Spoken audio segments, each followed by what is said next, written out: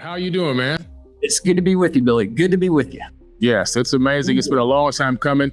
I've been wanting to talk to you for so many years on a podcast. I saw you at a government facility, or it looked like maybe private space facility. There was some type of conference or something going on. They were showing new technology, aerospace technology. And you had disclosed that in one of the hangars, there was something that was almost like out of this world. It looked like alien reproduction, vehicles or something that was kind of re-engineered or redesigned from potentially, ET technology. And from the time I heard that come out of your mouth, man, I was hooked. Yeah, well, it's a family here. It's a close-knit group of researchers, and it's good to be with everybody. Mm-hmm. Absolutely, man. Absolutely. For everyone who's just meeting you or seeing you for the first time, how you got into aerospace technology in the first place? Sure. So my name is Michael Schratt. I'm a military aerospace historian. The primary focus of my research deals with classified black budget aircraft within the military industrial complex. This all started when I was 5 years old. My dad used to take me to this place called Victory Air Museum, probably about an hour outside of downtown Chicago. And at this air museum, it was all outside. They had these old warbirds out in this field, and there was grass and weeds growing up through the wheel wells. The canopy was cracked. All the paint was chipped. The flight control surfaces on the tails and the vertical stabilizer looked like skeletons. And these old warbirds were just sitting out there, and it had this ghostly appeal. That was what really sparked my interest in aviation. And then living about 2.5 hours, by car to Oshkosh, Wisconsin, which is the largest air show in the world. I'd go there for 27 years straight. And, that just continued my aerospace research. Then I started researching these super secret classified aircraft, things that are built by the defense contractors at Air Force Plant 42, engineering, pilots, engineers, people who work on the programs. I started interviewing those and then started piecing this whole story together and then commissioning full, detailed, refined drawings and using those as a guide or template to do a 3-color photorealistic rendering to preserve our national history. That's how all this got started. Wow. Amazing. Wow. And so based on your research, do you think that aerospace contractors are involved in reverse engineering any UFO technology? Well, that's kind of the $64 million question, right? How do we prove that? And the way that I think goes a long way to getting to some of the answers is what we'll be covering tonight. It's the preponderance of evidence that the firsthand military witnesses are telling us. People that held the bodies, people that loaded these craft onto 18-wheeler, tractor-trailer, lowboy trucks and shipped them to Wright-Patterson Air Force Base. People that were pathologists, people who worked on X-ray technician reports. What they're telling us as a full body of witnesses, they're telling us that craft have been retrieved, they've reversed in the technology, they have built quote-unquote replicas based on the original, and that's what we want to talk about tonight. The title of this lecture is called Retrievals of the Third Kind, Cosmic Crashes, Corpses, and Cover-Ups. And what this is, it is an homage to Leonard Stringfield. That's essentially what this is all about here. And I want to make sure that we're advancing okay. So we're advancing to the next slide, okay? Yes. Okay, good. Okay, so UFO crash retrievals, the ultimate holy grail of UFO research. Now, why do we call it the ultimate holy grail of UFO research? If you think about it, it's actually easy because it is the UFO crash retrievals, which will be the vehicle that facilitates disclosure. This is what's going to do it because we have the bodies, we have the debris, and we have the craft all wrapped up into the UFO crash retrievals. And here's where we're standing right now in 2024. At this late part of the game here in 2024, it is really, Billy, the final curtain call on UFO crash retrievals. This is the final curtain call because we are timing out all the legacy witnesses. There are no longer any 509th Bomb Group witnesses anymore from Roswell Army Airfield. They're all gone. And you can see what the government is trying to do is they're trying to make anything prior to 2006 disappear. And then the recent UAP legislation, disclosure acts, those things have been axed by the defense contractors. So they're trying to kick the can down the road, and they're trying to time out the legacy witnesses. But we won't do that, because as a group and united coalition of researchers, it is, really it's the heart of a crusader that's the strongest thing. I don't know if they counted on that, but we won't let them get away with it. That's the bottom line. Let's continue on here. A couple of quick announcements. The content of each case highlighted in this presentation has remained intact for the description of the original source. The identity of first-hand sources will be protected per Leonard Stringfield's original agreement with his military contacts. Number 3, the visual aids used in this presentation are computer-generated forensic composite illustrations and sketches, which originated from the specific details provided by Leonard's sources. Now, here is where he got all his information here. The caliber of witnesses: 3-star U.S. Air Force generals, U.S. Air Force fighter pilots, astronauts, commercial pilots, air traffic controllers, neurosurgeons, pathologists, theoretical physicists and mathematicians, U.S. Army officers, U.S. Navy officers, military police, high-level Pentagon officials, top military brass, scientists and engineers who worked at Wright-Patterson Air Force Base and other government facilities. So, Billy, here you can see the level of credibility that these witnesses come with is absolutely staggering. Let's continue on. A couple of quick quotes. Number 1, UFO crash retrievals can't be real, because if they were, I would have read about it in the local newspaper. That's number 1. Number 2, there are not now, nor ever have been, any extraterrestrial visitors or equipment on Wright-Patterson Air Force Base. Now, this is their official U.S. Air Force press release as of July 1980. So what we're going to do in this presentation is we are going to take Leonard Stringfield's combined united voice of firsthand military witnesses, and we're going to go up against the United States Air Force, and we're going to see who comes out on top here. Now, this is the man of the hour. This is UFO crash retrieval expert Leonard Stringfield. I want to introduce everyone to Leonard Stringfield. He was the gentleman who coined the term UFO crash retrieval. And over this 30-year time period, he collected dozens and dozens of these military witnesses. They had come to him because he promised to keep their names under wraps. And he did, all the way till he passed away. And so they felt safe coming to Leonard with their stories. Now, we're talking about people who loaded these craft onto tractor trailers and shipped them to Wright Field, Dayton, Ohio, later to become Wright-Patterson Air Force Base. People who were autopsying these, medical doctors, pathologists. Those are the type of people that came to Leonard. So we want to talk a little bit about his bio here. Leonard Stringfield was born 1920. He grew up in Cincinnati, Ohio. By the time he graduated from high school in 1939, he had already memorized the entire dictionary, believe it or not. This is the kind of guy that you want to have compiling all these accounts. I mean, he was such a genius that they actually gave him a nickname. They called him Webster. Well, that's how smart this guy was. Okay.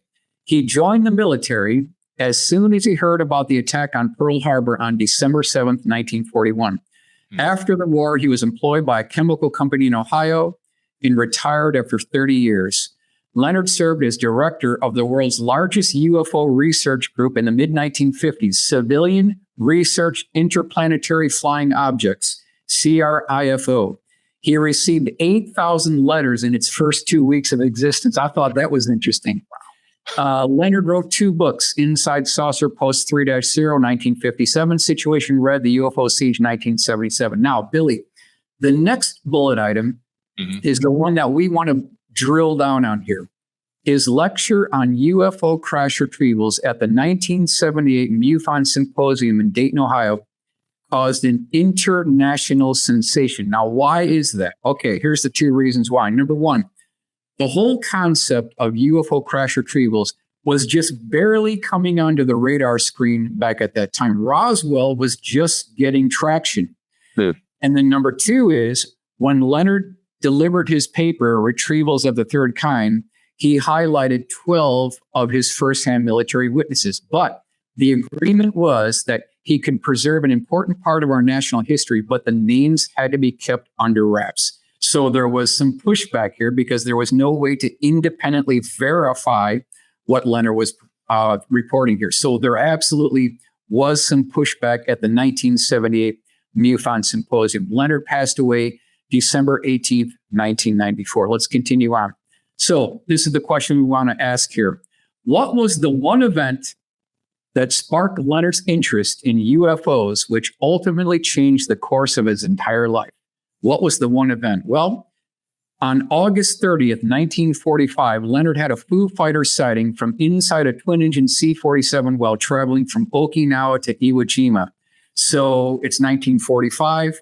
They're going to Iwo Jima. They see 3 Foo Fighters off the wing. One of the engines on the twin-engine C-47 conked out, and they thought they were going to have to ditch in the Pacific. Now, when this thing peeled away, engine came back on, they landed safely. But it made an impression in his mind forever.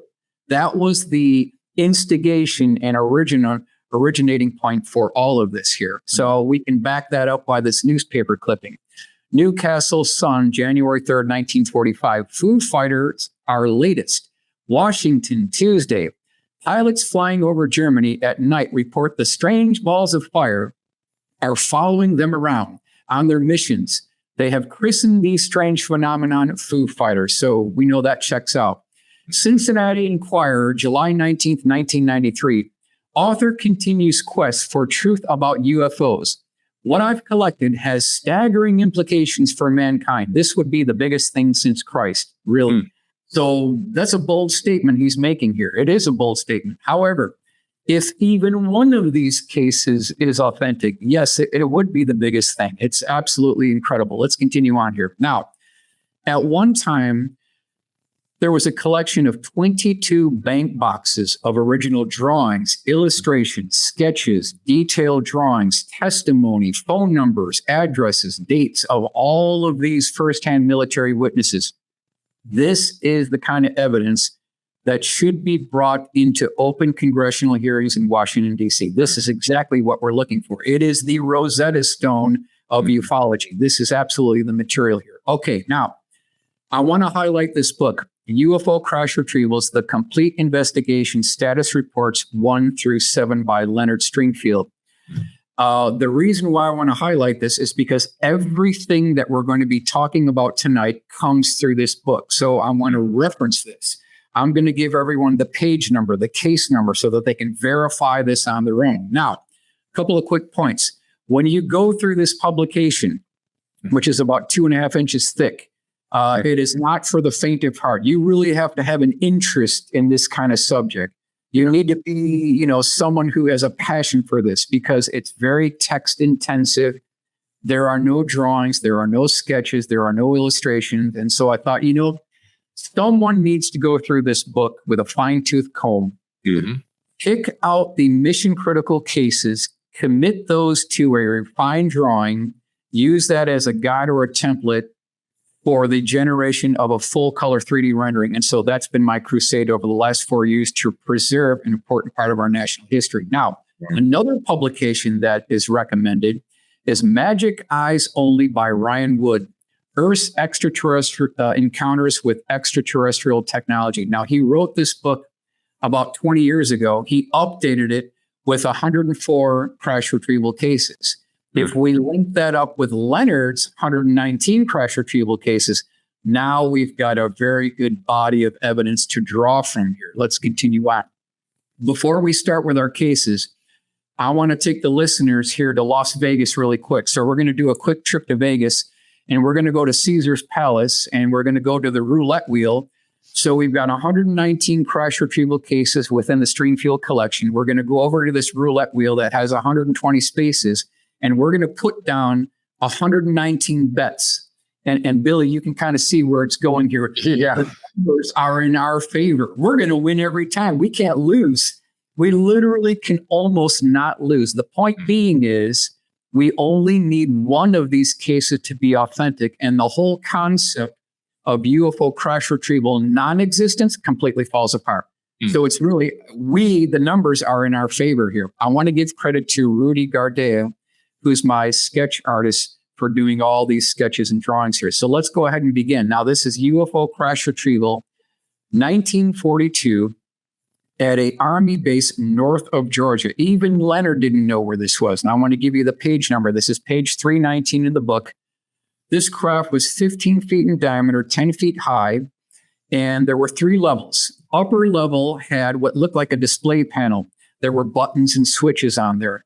The mid deck had what looked like a wraparound window, and in back of that wraparound window, there were 3 bar stools. The lower section had an entryway hatch. Now, in the report, it said that when this craft came down and it hit the building of this North Georgia Army base, there was a hull breach on the side of the craft. So what you can see here on the left side of the drawing, Rudy's got that hull breach in there. That was talked about in the report. Now, there were 4 crew members taken alive, 5 feet tall, 90 pounds, large black eyes, and milky white skin. And then in the report, it stated that written along the bottom circumference of the craft itself, there was what looked like hieroglyphic type writing written along this bottom circumference. Now that tracks out with other crash retrieval cases that we've heard of, where there's this marking and insignia on the inside walls of the upper domes of these crafts. So let's blow this thing up and go to the next slide here.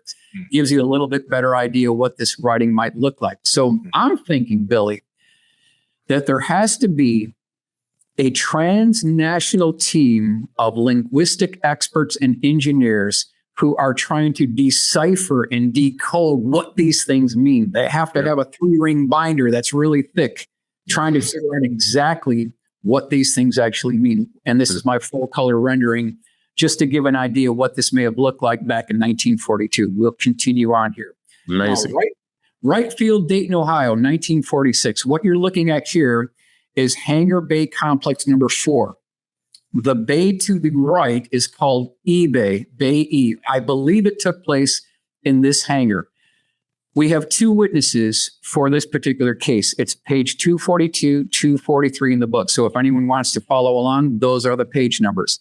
So we have 6-year-old Tex Martin, and we have his father, who was an avionics mechanic, working at Wright Field, Dayton, Ohio. So we do not have to rely on the testimony of Tex Martin, who was only 6 years old at the time. His father was involved in this too. Now, the reason why we have Tex Martin here with his father is because he was getting very good grades.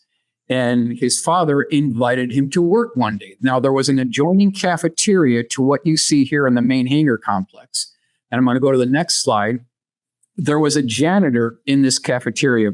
And he saw this nice 6-year-old boy thinking, well, this seems like a nice young man. I'd like to buy him a soda pop. And so the 6-year-old boy asked his father if it would be okay. Father said, yes, it's okay. So this janitor gets this boy a soda pop and he hands it to the 6-year-old boy. And I'm going to go to the next slide here. You see Rudy's roughed out drawing here. The second he hands this soda pop to this boy, inside the cafeteria walks this military personnel, and this Tex Martin witness, he's now looking inside this hangar. And what does he see? This is all in rough form here. He sees 2 18-wheeler tractor trailer lowboy trucks with unknown tarp debris. He also sees about an 18-foot diameter dish-shaped craft with 2 rings wrapped around the outer circumference and then tripod landing gear legs. And then he said that there were approximately 3 ET bodies laying on the hangar floor on stretchers. That's what he said he saw. So we're going to go to the next slide now, and I'm going to reverse the viewing angle. You can see 6-year-old Tex Martin. He's peering through the doorway in the background, and you can see the dish-shaped craft. We've got the tractor trailers. We've got all the monuments laid out here. We've got the bodies on the hangar floor. The father saw it as well. So we've got the avionics engineer. He saw it as well. And now, Billy, I want to take your audience to the refined drawing. And this is what we came up with the refined drawing. So in a nutshell, what we've got is the tractor trailers. We've got a Jeep in there. We've got military personnel. This disc was described as being off-white in color with 2 rings wrapped around the outer circumference. There was tripod landing gear and then the 3 ET bodies on the stretcher. So what we want to do now is we want to take this as a guide or template. Use this as a template. We'll go to the full color rendering, and this is what we came up with to preserve an important part of our national history. So this is 1946, Wright Field, Dayton, Ohio. Let's go to the next one. Amazing. Same location, Wright-Field, Dayton, Ohio, later to become Wright-Patterson Air Force Base back in 1947. Our witness is a private who worked in records management. Now, the source is Space, the Final Frontier by Clark McClellan. This is page 59. So I'm going to divert one time and one time only from Letters publication because this is all part of the same storyline here. Let's go to the next slide.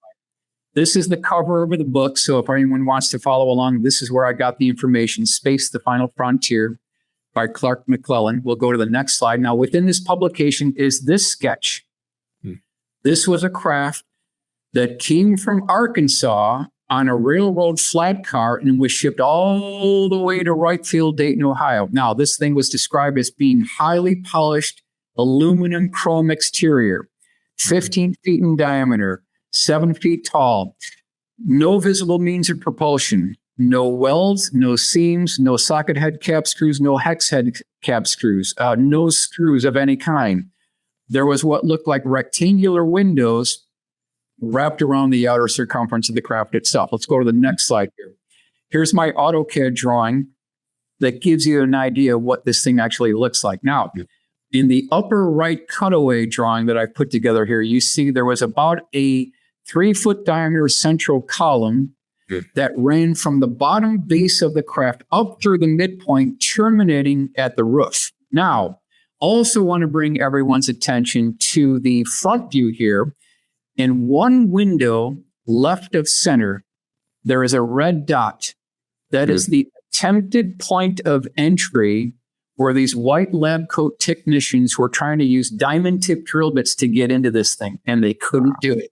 They could not do it. I've got 2 other cases within the Stringfield collection where they're trying to desperately get into these things with diamond tip drill bits. Did not work. Let's go to the next slide. This was my very first pass kindergarten level full color illustration, just to give an idea of what this might look like. And then I want to give credit to my good friend, Joseph Wraith, who did a much better job than me. And you can kind of see what he came up with here. He's even got the red dot on the window left of center. Let's continue on here. So here's Rudy's drawing. You've got the private and records management. He had a friend who was an MP. Now, our private, who is our source, he was to deliver a letter to one of the high-level military brass inside the hangar facility at Wright-Field, Dayton, Ohio. And this guard said, you know what? I got something I want to show you. So he brings him back into the hangar, and this craft is just sitting on the hangar floor. He said that in the foreground off to the right, there was a tarp that was folded up. In the absolute nearest foreground, there was an open toolbox, and then off to the left, there was an electric drill with a diamond tip drill bit. And he was there for about 8 minutes, and then they left. So we want to take Rudy's drawing as a guide. We'll go to the full color rendering, and this is what we came up with to preserve our history back in 1946. Wow. Let's continue on here. Now, who would have a need to know about all this back in 1946, 1947 timeframe? So this is a letter from Nathan F. Twining to Air Force Brigadier General George Shulgin, September 23rd, 1947. Here's what he wrote. Quote, the phenomenon reported is something real and not visionary or fictitious. Later on in this document, it talks about the form, fit, and function of these vehicles and the flight characteristics of these vehicles. So according to Nathan Twining, this is not a joke. This is not visionary or fictitious. This is a real thing. This is absolutely happening. It's actually going on here. Now, next one. Papagos Indian Reservation, west of Globe, Arizona, January 1947. Our witness served in the U.S. Navy during World War II. The reference for this is page 93, case A10 in Letters publication. We're going to go to the next slide here. So we've got 2 military personnel.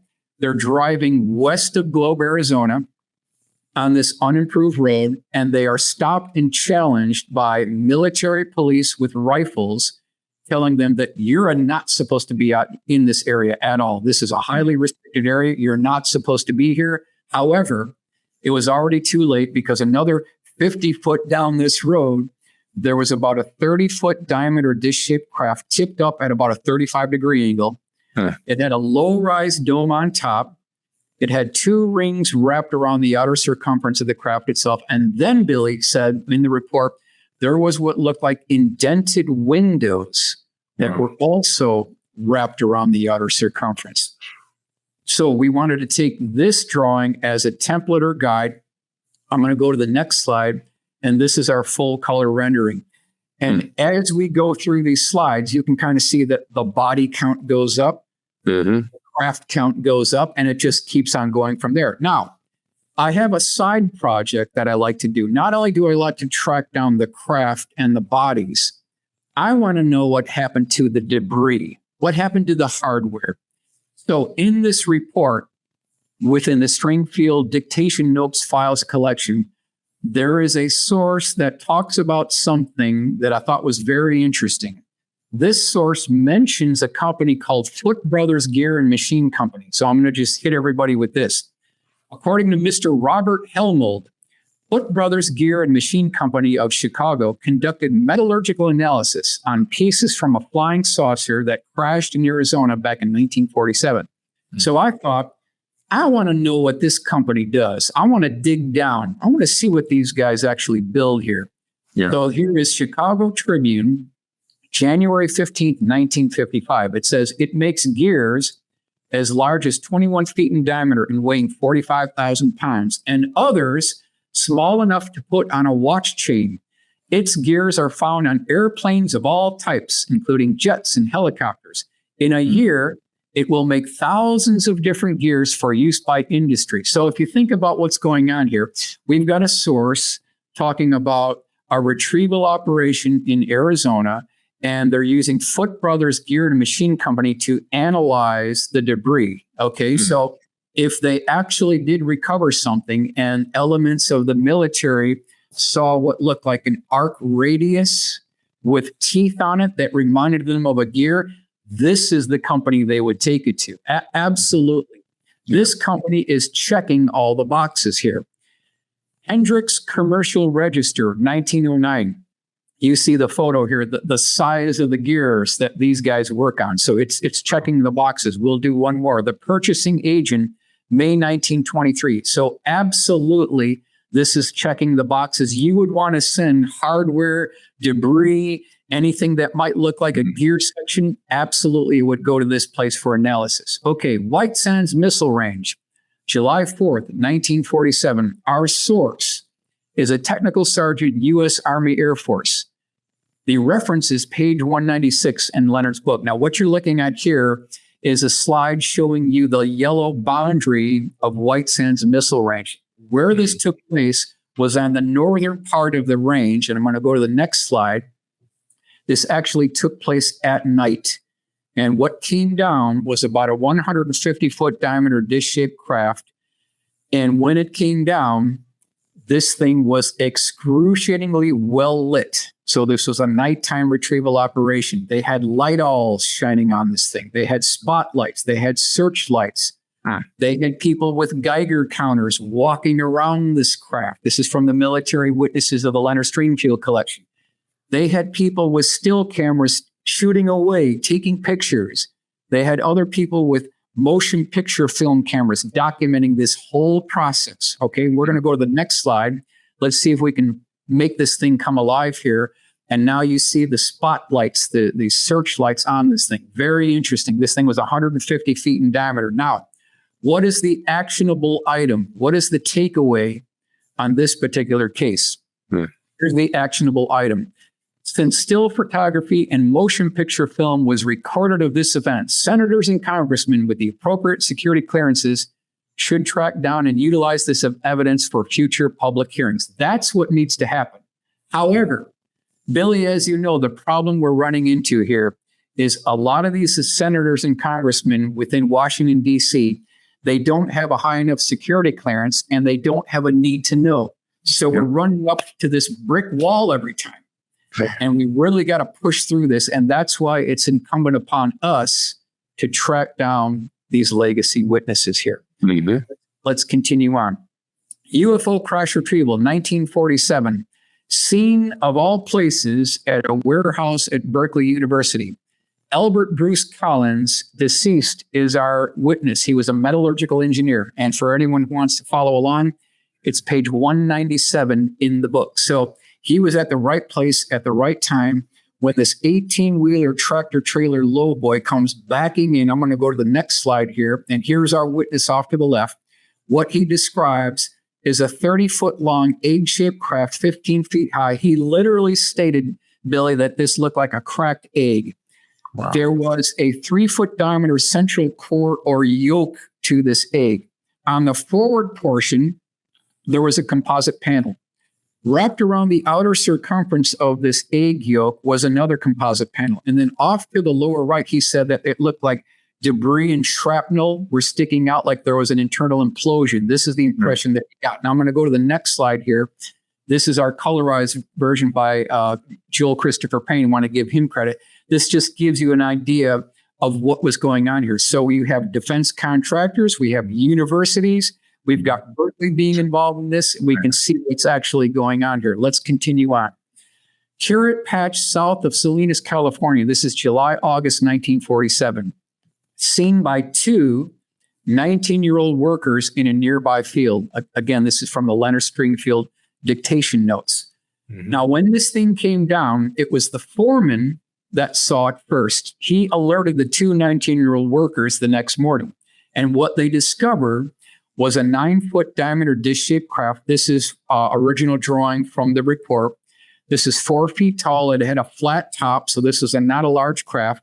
And then, this is the second time, it had a double row of indented windows wrapped around the outer circumference. Now, in this case, we have a map of where this thing came down. X marks the spot. So if we could go back in time with our time machine, we now know where this took place. So we could probably get plus or minus 200 feet where this thing actually came down.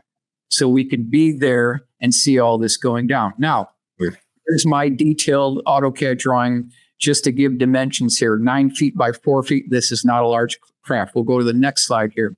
This was the very first pass SolidWorks full color rendering, just to indicate where these double row of windows were wrapped around the outer circumference. Here's Rudy's drawing. So the two 19-year-old workers, they walk up to this thing. One of them got up enough confidence and courage. He actually kicked the side of it with his boot. He made contact with this thing.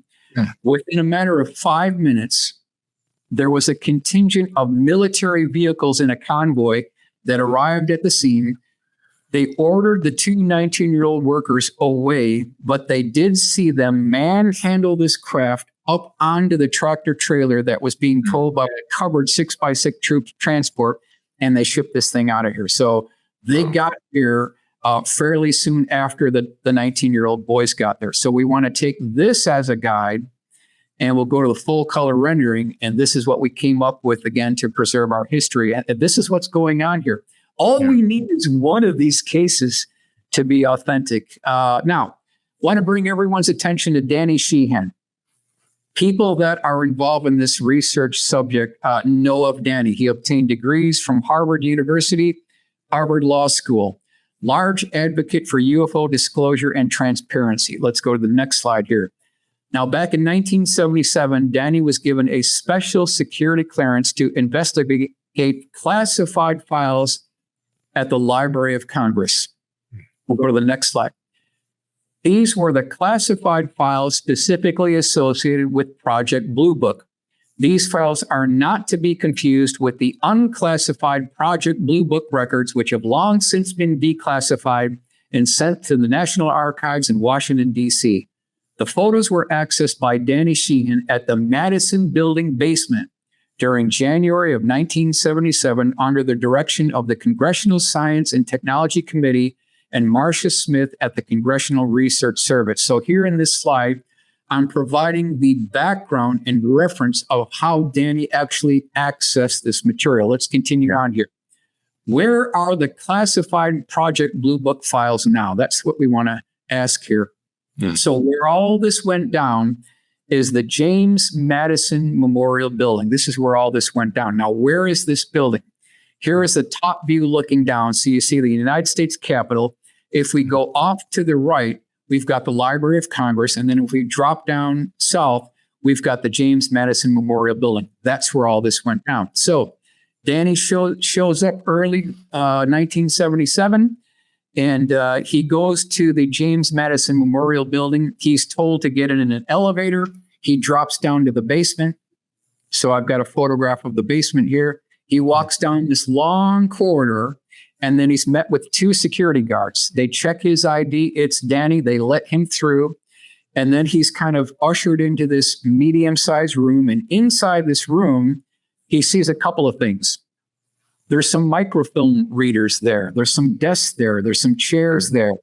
Off to the right, there's a rolling dolly with microfilm reels and then also a collection of documents. And so he thought, I don't know how long I'm going to be here. I might only have an hour and a half in here. I don't know how long I'm going to be here. I don't have enough time to go through all of these files. So what he did, I'm going to go to the next slide.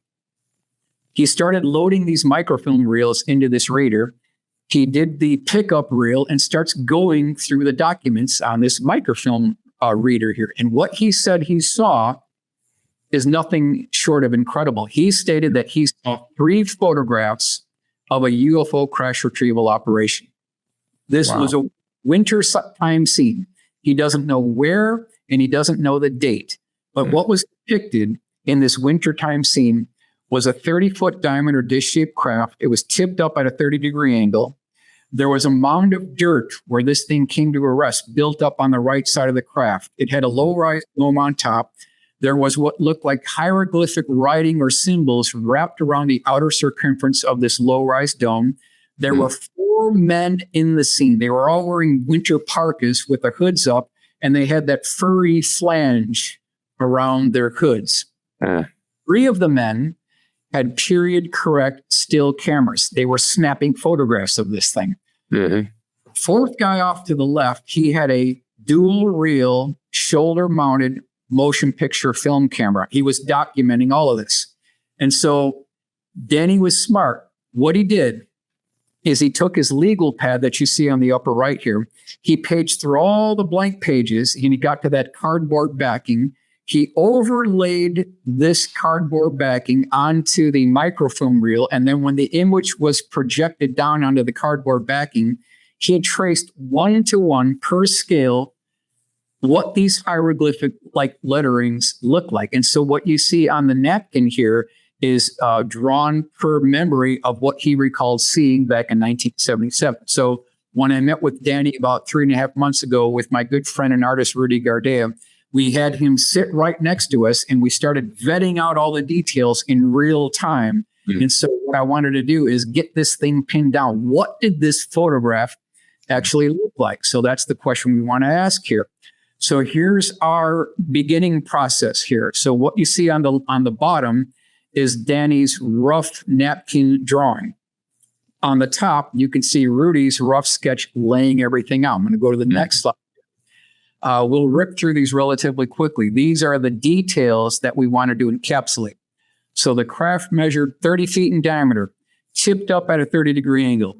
Craft had a dome on top and what appeared to be strange hieroglyphic markings on the lower surface. It left a trail on the ground and created a mound of dirt where it came to rest. The photo depicted 4 men wearing winter parkas with a furry fringe around their hoods. 3 men had still cameras, and a 4th man had a vintage shoulder-mounted dual-reel motion picture film camera. Now, I don't know the exact date of when this went down, but using period-correct motion picture camera as a guide, Billy, I believe this took place between 1948 and 1961. Okay. Wow. That's my best assessment here. Now, the photo absolutely depicted 4 men in winter parkas. And then Danny said that in the photograph, you could absolutely see that furry fringe on the hood. So that was something that he saw in the photo. We'll go to the next slide. 3 of these guys had period correct still cameras and they were snapping away. They were documenting this. One guy off to the left had this dual reel motion picture film camera without the tripod. It was just on his shoulder. So this is what I came up with here, just to give an idea about the timing and the dating. That's where I get that 48 to 61 time frame. Let's continue on here. Written along that bottom surface of the upper dome is what these symbols look like. And then I had an artist kind of clean these things up. These patterns went all around the lower circumference of the upper dome. We'll go to the next slide. Now, the refining process begins. We want to pin this thing down. We want to get the most detailed, refined drawing that we can possibly get here. So this was the very first pass rough sketch drawing with Danny sitting right next to us at the restaurant near downtown Los Angeles. And you can kind of see we've got the tip-up angle. We've got the mound there. We've got the monuments in place. We've got the men in place, all roughed out for them. We'll go to the next slide. This is almost a direct side view. We've got the men in place. We've got the mound built up. Let's go to the next slide. This is almost a direct side view. Now we've got our tip-up angle is just about correct. And we'll go to the next slide here. Here you see this is kind of a different perspective. And we started getting really close here. And what we want to do is we want to go to the next slide. And when we showed these drawings and rough sketches to Danny, he said, you know what, guys, you're not getting it. You're not getting it. And there was some frustration because we weren't getting what he was trying to convey to us. It finally dawned on me after about a week that what we needed to do is take this entire scene, rotate it about 120 degrees counterclockwise, change the entire viewing perspective, and then we will finally get to what Danny saw in that photograph. So this is the process where we're beginning to rotate counterclockwise. We've got a direct side view here. We'll go one more.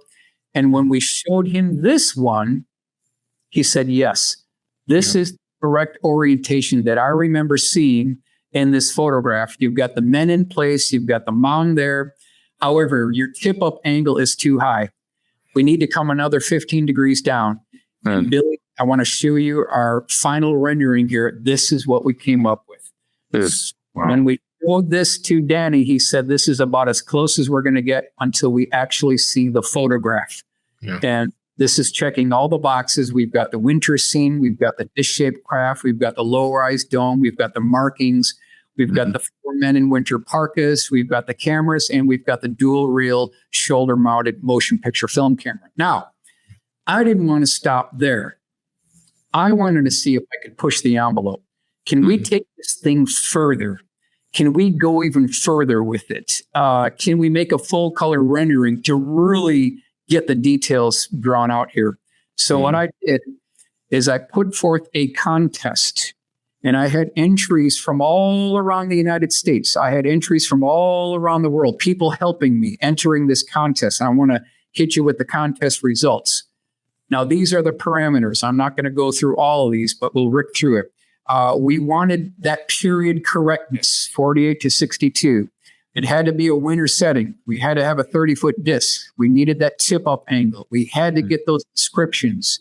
We needed the 4 personnel all wearing the winter parkas. We needed the still cameras. We needed the dual-reel motion picture film camera. All that criteria had to go into this. Now, there is a theoretical limit to what results you can achieve by typing prompts into an AI image generator. In other words, you still need the human touch. Billy, you're probably familiar with this. If you've got a case and you're on a Sunday afternoon and you're typing prompts into an AI image generator and you hit return, it's going to spit out a result that's not exactly what you're looking for. Right. That is just not there yet. It might be a year off, but it's just not there yet. So what you're left with, in point of fact, is a hybrid illustration. So you use AI for a background. You use 3D Studio Max or SolidWorks to model up the craft 1-to-1 per scale. And then you finish up with Photoshop, bringing in elements and bringing in equipment and material. That's where you're going to get your final results. So let's go to some of the results here. Illustration by Sean Lenahan. And it's a noble attempt. It's a noble attempt. You've got the 4 guys, you've got the parkas, we've got the craft, we've got the dome inscription. So noble attempt, good job. We've got the winter scene. Let me go to the next one here. A little bit different style. Again, we've got the parkas, the tip-up angle's good, the mound looks good, dome is good. So this is Ben Lewis. He did a good job. I felt, Billy, that Skylar Stallings, want to give him credit. He won the cash prize. So I awarded him the cash prize. I thought, yep, this is checking all the boxes. Perfectly done, perfectly executed. Winter scene, parkas, tip-up angle, dome. He's got the inscriptions. This is right on the money. However, I want to highlight that there was a late entry, which I thought was something that we should look at and consider and highlight. And Billy, I want to go to this one here, and this is just about as good as we're going to get. Wow. I think we're at the bleeding edge here. We're at the theoretical limit of what can be achieved without seeing the actual photograph. I mean, this is absolutely checking the boxes. Winter scene, 4 men, disc-shaped craft. This is right on target here. So let's continue on. Now, $64 million question. Where are the top secret files on UFO crash retrieval being stored? Now, this is from one of Leonard Stringfield's military witnesses. There was about a 2-page document highlighting what he said. Here's what he said. They are kept in 3 large computer banks spread throughout the country. Number 1, Wright-Patterson Air Force Base, Dayton, Ohio. That's no mystery to us. We already knew that. We already suspected that. Number 2, CIA headquarters, McLean, Virginia, and then NSA headquarters, Fort Meade, Maryland. And then he said cryptically, they will bend in any direction to keep them secret. So if we had senators and congressmen that had the correct security clearances and the need to know and had teeth behind what they were doing and could get into these facilities and get the massive computer bank data files, they would get this information according to this source. Let's go to the next one. Location of where ET craft are being stored. So we just talked about where the documents are. Let's talk about where the craft are. This is from the same witness. CIA headquarters, McLean, Virginia.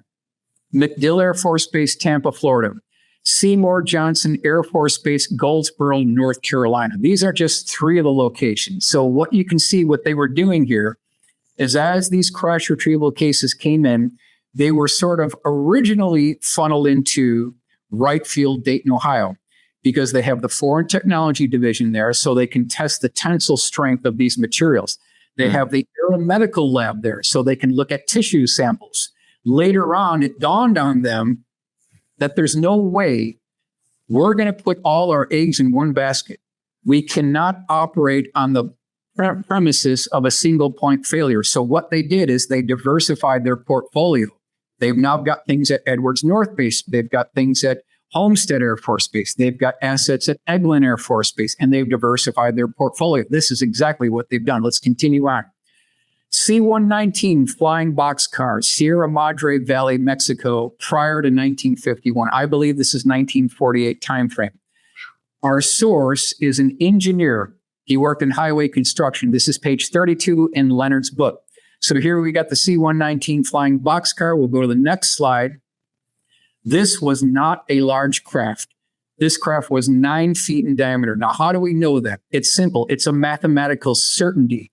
Because if you take a tape measure and you measure the interior walls of a C-119 flying boxcar, you're going to get 9 feet, 10 inches wide. So by default, you have to allow 5 inches of clearance on either side so that this thing can fit in. So it cannot be any bigger than 9 feet. Totally makes sense. So let's go to the next slide. Here you see the clamshell bay doors open on the C-119, and they're with this inclined plane kind of pulling this thing into the back of the C-119. Now, we're going to use this as a guide. We'll move on to the full color rendering by Joseph Wraith, and now we can kind of see what this scene looks like.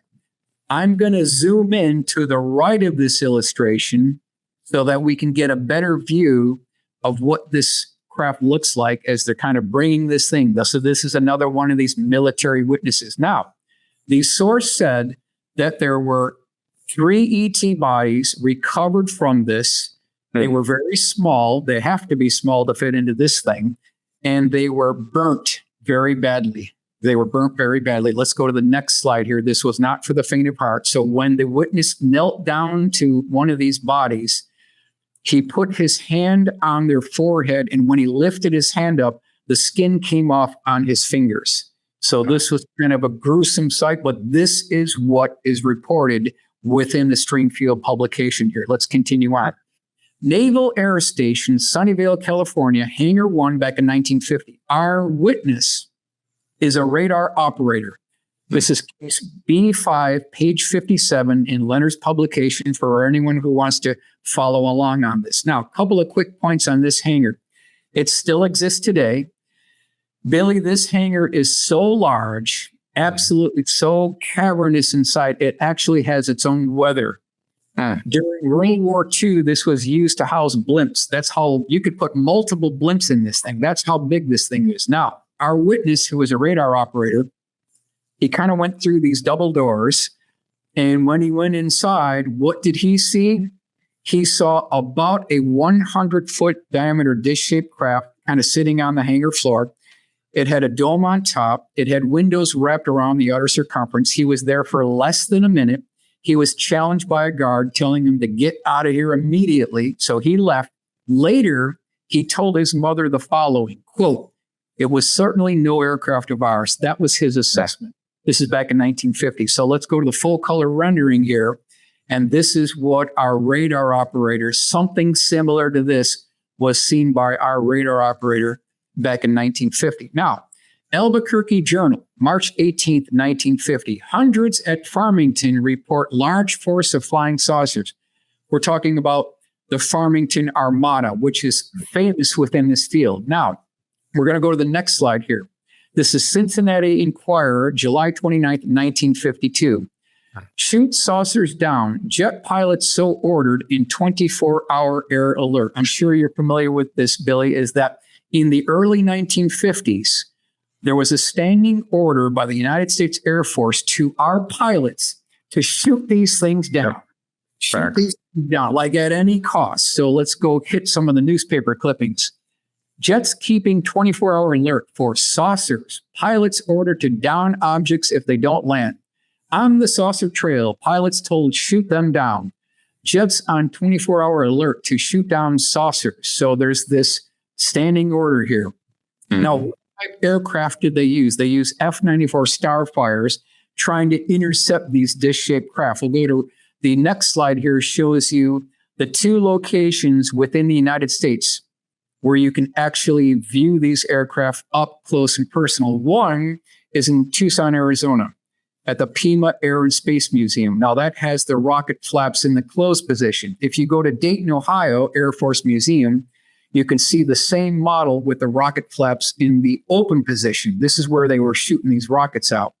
So we'll go to Rudy's drawing at one of these intercepts, and this is what was going on. Now, what's interesting is, while all these intercepts are going on with the F-94s, Billy, they had the gun cameras rolling, and they got documented footage of all this. Wow. We're talking thousands of reels here. Where is that evidence? Why is that not being brought into congressional hearings? Yeah. They have multiple warehouses where they keep all this. They got the gun camera footage. They've got the still photography. They got 8x10 black and white glossy photographs. They've got 8x10 color photographs of these intercepts. This is absolutely the evidence we need. Here's my full color rendering just to give an idea what these intercepts may actually look like. Now, this was so prevalent, Billy, that there was an order after they tried to shoot these things down. The Air Force rescinded their order because they were losing craft and pilots at an alarming rate. This is what the Air Force doesn't want to talk about. They lost a whole bunch of craft and pilots, so much so that our good friend Frank Pacino, want to give him credit, shoot them down, the Flying Saucer Air Wars of 1952. A lot of the families were not told the whole story. There was a lot going on, but the bottom line is we did lose a lot of craft and pilots. This book goes into all the reference detailed, documented, excruciatingly well done Air Force records and reports. Let's go to the next one. Now, I want to move on to this slide, which I think is very important. This was a letter written to Leonard Stringfield by a very fine woman named Mildred Bissell back on October 2nd, 1979. We're going to go through this really quickly here. Here's what she says. I heard you speak at the MUFON Symposium in Dayton last year, and I am interested in your research on retrievals of the third kind. I gave a talk at a local library last week, and in the discussion period following, a fellow told me that when he was a gunner in the Air Force, He had emptied his guns on a UFO and had taken pictures with his gun camera that clearly showed the shells exploding against the side of the craft. He said the camera was taken off the wing of his plane when it landed, and the pictures developed. At 2 a.m., a couple of military policemen came and got him out of bed and took him to the base auditorium. They ran the 17 seconds of movie of the UFO over and over and questioned him and 2 other crew members until 10 a.m.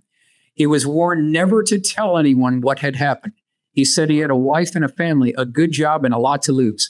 He seemed afraid of the CIA and wouldn't even give me his name. So here we've got this account from this pilot.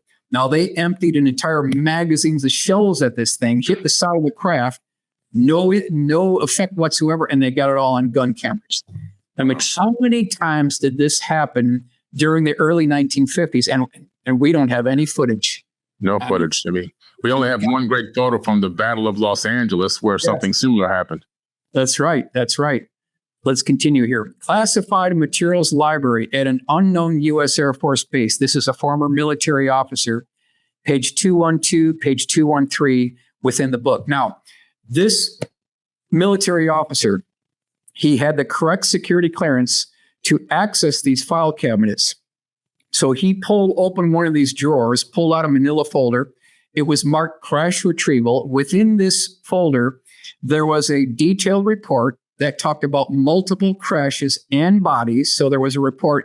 And then there was an 8x10 black and white photograph showing this craft. So let's go on to the next slide here. And this is what it actually showed. There was about approximately 36-foot diameter dish-shaped craft in a southwest location, had a low-rise dome. It said that there was a series of porthole windows wrapped around the outer circumference of the upper dome.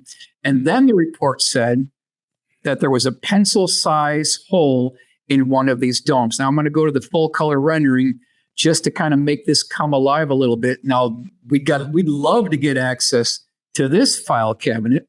Yeah. Here are the key takeaways here. Number one, military officer had the correct security clearance, which gave him access to a classified materials library. Report seen by witness made reference to crashes and that bodies were recovered. In addition, diamond-tipped drill bits and acetylene torches were used to gain access to the interior. And then point number 4, eventually technicians were able to gain access to the interior of the craft by way of a small entry hatch. The report said, referring to the door, that it was almost as if the material of the craft liquefied and solidified again. So here, Burley, we've got these accounts of the seams on the entryway hatches of these vehicles are so fully integrated into the skins as of to become completely indistinguishable, like it's liquid metal. You can't put a razor blade in these seams. That's what these military witnesses are telling us here. Now, let's go on to the Pentagon. This is 1952 at an off-limits room. Our source is a Pentagon office worker, page 152, case A1. Now, our Pentagon officer worker, she goes down to what we believe to be the basement at the Pentagon. So when she gets there, she kind of goes through this door, and now she's in this dark, dimly lit room. There's some cardboard boxes off to the right. She kind of does a 180-degree turn, Billy, and what does she see?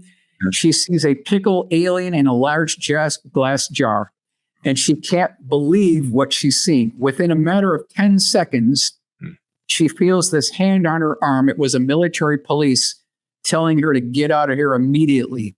Now, I wanted to see if I could do a little bit of a color illustration on that. And this is what I came up with. But this is what this office worker is telling us that she actually saw. Now, I wanted to see if I could verify any of this story. Is there a basement at the Pentagon? We've heard these accounts. So I started digging. And that leads us to our good friend, Dick Cheney. Okay. This is Peninsula Times Tribune, March 25th, 1989. New defense chief gets lost in the Pentagon basement. So here we have Dick Cheney on the upper levels of the Pentagon. He just finished his meeting. He goes in an elevator. He drops down to what he thought was the carport.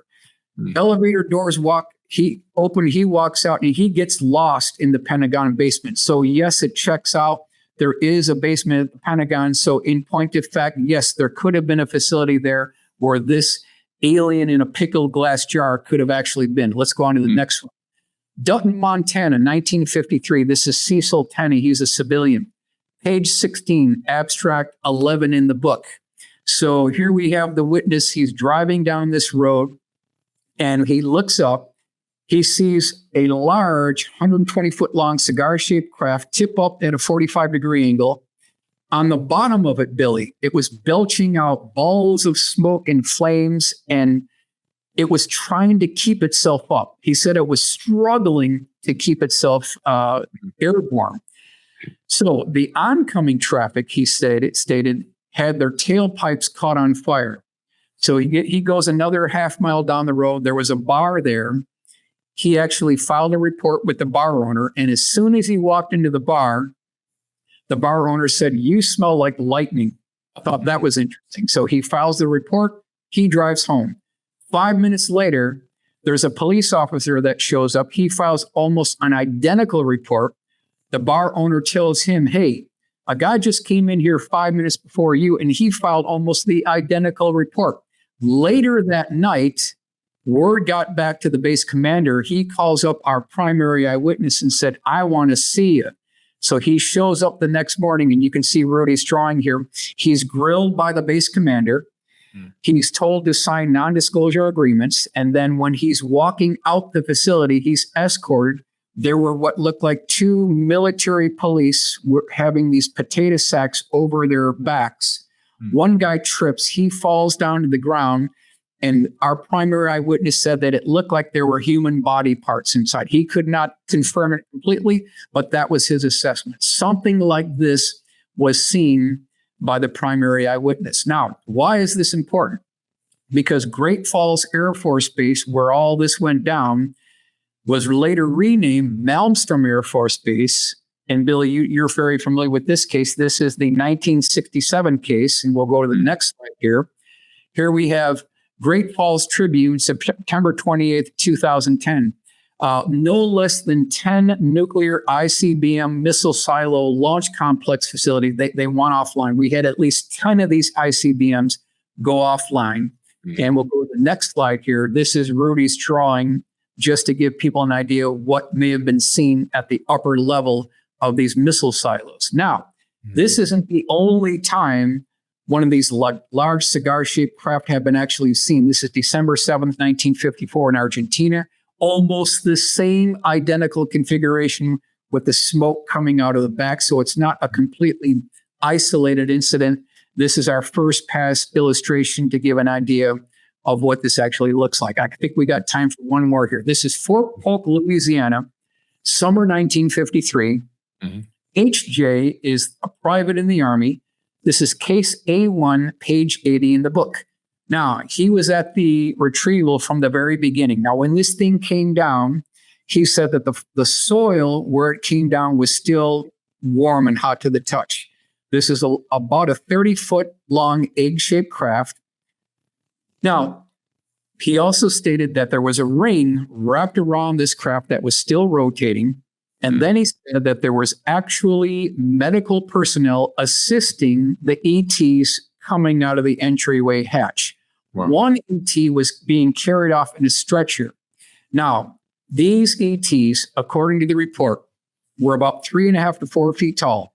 They had oversized head, oversized eyes, slit for a mouth, minute nose. They were wearing a one-piece tight-fitting green flight suit with mittens on and helmets. Now, here's where it gets interesting. One was being carried off into the ambulance truck. Here you see Rudy's drawing. But the three that were being assisted by the medical personnel, they did not, Billy, have a knee joint. They could only move with their hip joint. So there was this very strange stagger maneuver when they were walking. Now let's go to the flare color rendering here. This gives you an idea of what this looked like. This is Joseph Wright. I'm going to zoom in here a little bit, and we'll get a little bit of a closer look. This is what the witness described with these 3.5 to 4 foot tall beings, all wearing a one-piece tight-fitting flight suit. We'll go to the next slide here. This shows you the comrade being loaded into the ambulance truck, and we'll do a blow-up here to get a little bit closer. And this is what our military witnesses are actually telling us here. So in this presentation, Billy, first of all, I want to thank you for giving me the opportunity to join you here. What I try to do is we want to take the actual firsthand military witnesses. We're going to commit their testimony to refined drawings. We'll kind of finish up with our full color renderings to preserve an important part of our national history here. And Billy, I want to thank you so much for giving me the opportunity to join you here. Listen, man, this has just been beautiful. I mean, really, there's a preponderance of evidence. And, in America, you can actually be convicted of a crime if you have enough circumstantial evidence against you. Well, you've compiled enough circumstantial evidence to make a case about retrieved UFO vehicles and the fact that they have them and even the bodies. Correct. So, it's amazing. Yeah. And it's the caliber of the witnesses that counts the most. These are what the military sources are telling us, the doctors, the pathologists, X-ray technicians, people who worked at Wright-Patterson Air Force Base that accepted and actually took the debris and hardware and craft into Wright-Patterson Air Force Base. Now, we just can't discount all of these witnesses. We only need one. So it really is, the odds are in our favor.